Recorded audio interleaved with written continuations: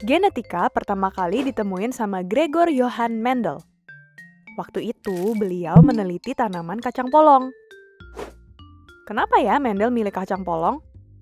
Karena tanaman ini umurnya pendek, bisa penyerbukan sendiri maupun hibridasi, dan hasil keturunannya bervariasi. Cocok banget kan jadi subjek penelitian? Selama bertahun-tahun, Mendel melakukan hibridasi kacang polong yang sifatnya beda-beda. Loh, bukannya kacang polong cuma ada satu? Ijo, bulat, ada kantongnya. Ternyata enggak, teman-teman. Masih ada kacang polong dengan sifat lain. Wah, berapa banyak ya hibridasi yang dilakukan Mendel? Bisa ratusan, bahkan mungkin ribuan kali. Ketekunan Mendel emang panutanku deh.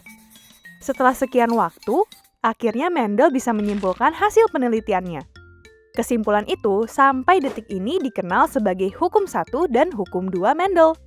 Kedua hukum inilah yang menjadi dasar ilmu tentang pola pewarisan sifat atau yang sekarang kita sebut genetika. Kalau bahas genetika, pastinya nggak jauh-jauh dari gen.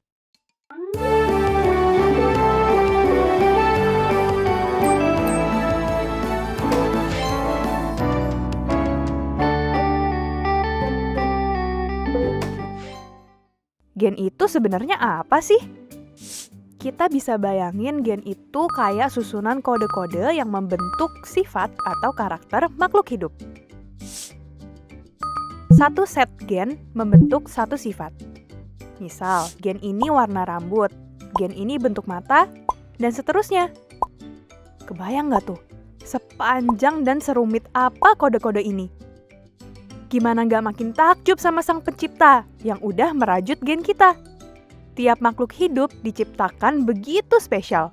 Bahkan kembar identik pun pasti ada bedanya. Lebih hebatnya lagi, tiap gen udah ada tempatnya masing-masing. Jadi mereka nggak salah parkir. Tempat itu namanya lokus. Oh iya teman-teman tahu kan? Kromosom di tubuh kita jumlahnya sepasang. Setengah dari ayah, setengah dari ibu. That's why gen yang diwariskan juga sepasang. Gen dan pasangannya terletak pada lokus yang bersesuaian, teman-teman. Sepasang gen pada lokus yang bersesuaian disebut alel. Alel bisa membawa sifat dominan yang kuat dan sifat resesif yang lemah. Dalam genetika, alel dominan dilambangkan dengan huruf besar dan alel resesif dengan huruf kecil.